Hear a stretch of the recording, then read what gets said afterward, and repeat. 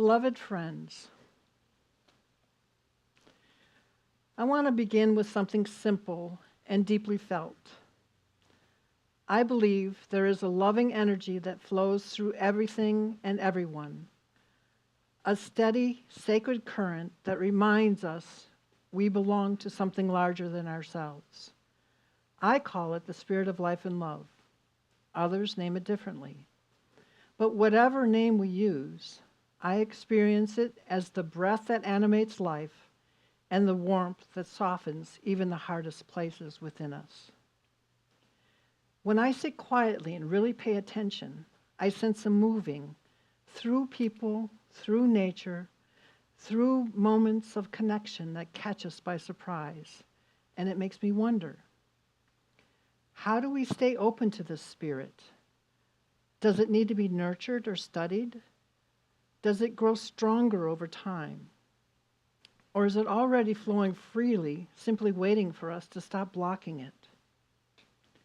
Today, I invite us to explore these questions together and to reflect on what it means to channel the spirit of life and love, not as something distant or abstract, but as something intimate, embodied, and available to us right now. Looking back, I think my first awareness of what I call the spirit of life and love came to me when I was just 4 years old, during the first of 3 near-death experiences. I'll do my best to describe something that honestly feels beyond words. I remember watching myself struggle to stay alive. And then, suddenly, I wasn't struggling anymore. I felt as if my sense of being me dissolved. I was no longer me in the way we usually think of ourselves. I became a wave, one wave among countless others, made up of peace, love, and light. Those waves moved together, growing stronger, more intense, not headed anywhere in particular, but expanding endlessly. There was no fear, only a deep knowing that this loving expanse was where I belonged, where I would eventually be fully absorbed. It was glorious. And then, not as a voice, but as a clear and gentle knowing, I sensed the message, it's not your time. You have more to give. I felt myself being gathered back together, pulled out of that luminous oneness, and returned to this body, this world. I woke up whole again. At the time, of course, I didn't understand what had happened, but looking back now, I believe that experience and others like it has shaped my life in ways I'm still discovering.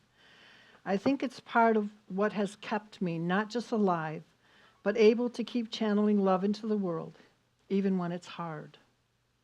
Like all of us, I've faced my share of trials. In recent years, seeing people in power display entitlement and cruelty has stirred anger, fear, and at times a sense of helplessness. And yet, at the same time, I feel the steady presence of the spirit of life and love moving through me. It doesn't erase those feelings, but it brings me a deep sense of peace beneath them, a peace that reminds me that love is still flowing, that my task is not just to survive, but to pass that loving energy along, a quiet assurance that somehow all will be well. What surprises me most is that the more hardships I face, the stronger that flow of loving energy becomes. Spiritual awareness doesn't protect us from pain. It is often suffering that calls it forward, which once again raises the questions of the how and why of the spirit of life and love I will explore. These questions bring me somewhat unexpectedly to quantum physics. Yes, I'm going there. Okay. Quantum physics tells us that the world isn't made up of separate, isolated particles, but of an inseparable whole. At the deepest level of reality, everything behaves like waves of energy. Even particles that are far apart remains mysteriously connected, as if they are still part of the same single entity. Something that exists in quantum physics reality begins to exist in everyday reality through our observation of it. Our attention collapses the waves of possibility into a single point. What if we let this idea shape how we understand the flow of loving energy? What if, when we slow down and pay attention, when we observe the flow of love within and around us, we catch a glimpse of our deep interconnectedness? When I notice the waves of loving energy moving through me, I feel a kind of buoyancy. I suddenly see my place in the universe differently. In those moments, the spirit of life and love seems to whisper, "You are not alone. There is so much relationship and connection all around you. You are part of the oneness." Of course, this understanding of interconnectedness and interdependent is not new to us. It lies at the very heart of our Unitarian Universalist values. We affirm again and again that what flows through one of us flows through all of us. And when we keep that channel open, especially in times of pain, we allow love to do its quiet, transformative work in the world. So if quantum physics gives us one way to imagine how the spirit of life and love flows through and connects all things, we might also ask a very human question. How do we notice that flow? How do we strengthen it? I found one compelling answer in a book called The Awakened Brain by Lisa Miller. In it, she shares research suggesting that human beings are actually wired for spirituality, and that when we engage that part of ourselves, our brains become more resilient. In one study, researchers used brain MRI scans to look at people who had a high genetic risk for depression. They compared those who described having a strong personal spirituality with those who didn't. What they found was striking. The people for whom spirituality or religion mattered deeply had healthier, more robust brain structures than those for whom it mattered only a little or not at all. Dr. Miller found certain areas of our brain, it seems, have a natural inclination towards spiritual awareness, a kind of docking station already built in. A docking station that allows us to observe the flow of loving energy, allowing it to exist in everyday reality. It is where noticing becomes connection. From this research, Miller offers a hopeful idea that each of us, every one of us, is born with the capacity to sense a greater reality and to consciously connect with the life force that moves in, through, and around us. The ability of human consciousness to interact with universal consciousness. This is true whether or not we belong to a faith tradition, whether or not we call ourselves religious or spiritual, whether or not we've ever stepped foot in a church. Some of you may have experienced real-life events that create a sense of profound connection or guidance. The warmth we feel when getting a hug, or holding the hand of a friend, the sense of connectedness with the universe while we walk through the grass or hike in nature. Other real-life examples include synchronistic events, which are meaningful coincidences in which interrelated thoughts or feelings align with external events. These occur when two seemingly separate experiences connect at the level of meaning or consciousness. Have you ever thought of a friend you haven't seen in years, only to have them call suddenly or appear suddenly? Have you ever heard a song on the radio that perfectly matched your thoughts or emotions in that moment? Have you found yourself in just the right place at exactly the right time? And have you noticed that once you recognize a synchronistic event, you begin to notice more of them? As if synchronicity builds upon itself, inviting us to pay closer attention. But what causes synchronicity in the first place? Okay, I'm going back to physics. Okay, recall that quantum physics suggests we can no longer think of particles as separate, independent entities. The world is not made up of isolated pieces, but an inseparable whole. And it is our attention, our act of observing, that holds both expressions of reality at once, point and wave, distinctness and oneness. The quantum property of entanglement explains that when two particles become so intimately correlated that what occurs for one co-occurs for the other, even across vast distances. The entangled particles are correlated even when it would seem impossible for the particles to influence or affect one another.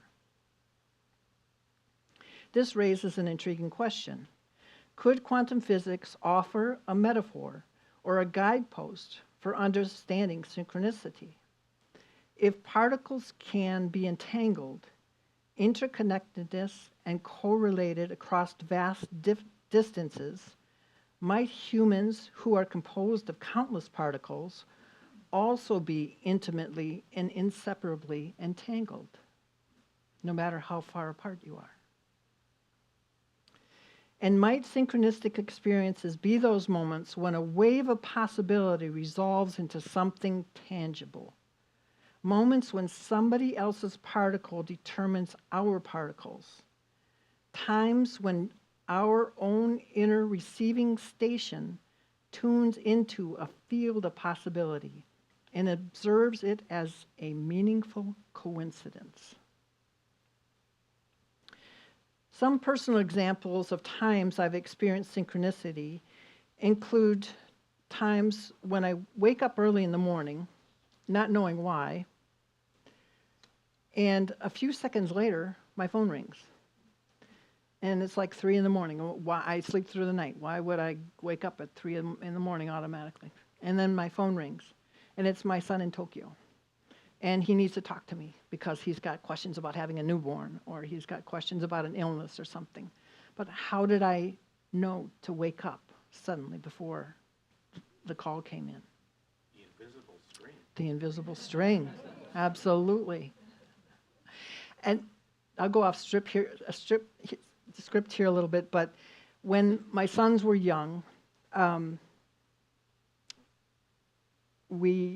if I'd have to travel and my husband was taking care of them, we would call on the phone, and we would always say at the end, "I send you magic love." And my husband would tell me that my son said they could feel my warmth and that I wasn't very far away, even though I was hundreds of miles away. The string. An example of being in the right place, synchronicity, is the time I was standing in the baggage line in the Milwaukee airport, leaving on business. I was talking with a couple behind me that said they were on their way to Florida for a long vacation. They had a lot of luggage. Suddenly, the man fell on the floor. He was not breathing. So me and the doctor started CPR. I called for a defibrillator, and fortunately they had one because at that time they weren't in public all the time, but that airport had them. And I shocked him twice, and prior to that, actually a week prior to that, I had received training in the AEDs in the public area. And so I shocked him twice, and he started breathing again. By the time the paramedics got there, he was awake. He had a quadruple heart bypass the next day and survived. His wife sent me Christmas cards for several years after that. I believe that When we become spiritually aware through synchronicity, for example, it is a sign that even amid uncertainty, we are aligned with the sustaining force of life. Spiritual awareness is the moment we move beyond our small sense of self and feel connected to something bigger. When the grip of me loosens, we shift from being a single point to part of a wave. Like a muscle, this awareness strengthens with use. In her research using functional MRIs, where they look at the blood flow of the brain, Miller describes watching this spiritual awareness unfold in the brain. She writes, "I was watching the mysterious process by which poems, symphonies, and innovations are born, with presence to reality, openness to new perceptions and information, and the capacity to transform perceptions into ideas, insights, meaning, and action. We'd found the neural docking station of celestial love, unity, and guidance." Understanding this also helped me make sense of a powerful spiritual moment in my own life. This past spring, I traveled to Japan to meet my granddaughter, Lily. That alone felt sacred. The moment I held her, I felt not just the emotion of love, but a loving energy that seemed to wrap around both of us, binding us together. While I was there, my son told me he needed to spend time in his studio. I lay on his couch in the living room, listening as he sang and created. This sound was deeply comforting. It reminded me of when he used to do the same thing when we lived together. A few hours later, he came out and said, "Mom, this song came to me when Lily was born, and I finally had the chance to write it." He played the rough draft for me. The first line was, "There was a melody that escaped from heaven." As the music filled the room, it was as though pure loving energy was flowing through every part of me. Both of us were in tears. The room was thick with love, connection, and joy. Now, my son tells me he's an atheist. And yet I know, without question, that the spirit of life and love flows through him and into the universe through his music. I wanted to be able to play it for you today, but it's being released by a label in May, so you wouldn't let me. Okay. Another time, standing waist deep in the ocean, I suddenly felt I am like a wave. Everything slowed. My edges softened, and I felt fluid, connected to something vast. It was dreamlike, until my sister's voice broke into the moment, and I was back. Moments like that feel deeply personal, but they're not as mysterious as we sometimes think. Lisa Miller also explored the sense of connection with nature and found something fascinating. The same high-amplitude alpha wavelength that resonates throughout the natural world shows up in the brains of people during prayer, meditation, and profound spiritual awareness. It is also the same neural pathway that allows us to experience deep connection with one another. When we awaken to this awareness, we resonate at the same frequency as the living world. I suppose my experiences could be called exercising that spiritual muscle, but I don't believe it has to look dramatic or mystical. Most of the time it isn't. Sometimes it's as simple as noticing the flow of loving energy when I hold the hand of a patient who is struggling, or when I exchange a quiet smile with a stranger in the grocery store. When I catch myself stuck in my brain in planning and worrying or fretting, I try to gently shift my attention towards noticing the flow of loving energy through my body, through my breath, through the world around me. In closing, we learn that we have an innate docking station for spiritual awareness, and quantum physics may serve as a model for how loving energy flows through us in the universe. The channeling of love is not passive. It asks something of us. To channel the spirit of life and love is to say, I will notice the loving energy flowing through me, connecting me to others and everything. I will not move through my days half awake. I will show up fully in gratitude, in curiosity, in courage. Spiritual awareness is the inner lens through which we glimpse the deepest truth, that all of life is sacred and that none of us walks alone. We are wired to perceive and receive what uplifts, illuminates, and heals. May we choose again and again to live awake to the loving energy and to let it flow through us into the world. And let it flow through us into the world. May it be so.